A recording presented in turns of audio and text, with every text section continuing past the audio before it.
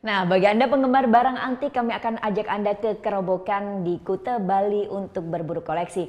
Bahkan lokasi ini jadi salah satu destinasi favorit turis mancanegara. Kadek Martana berbagi video selengkapnya. Di kawasan Kerobokan Kuta ini, Anda bisa menemukan beragam benda antik dan klasik. Mulai dari patung, meja, kursi, hingga kaleng kerupuk.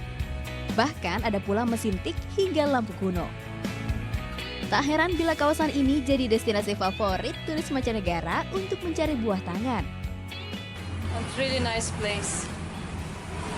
So many interesting things. Tapi Anda wajib jeli sebelum membeli barang-barang di sini. Karena selain barang antik, penjual juga menjual barang reproduksi. Jadi siapkan kocek mulai dari puluhan ribu hingga jutaan rupiah untuk menambah koleksi. Selamat berbelanja sambil bernostalgia.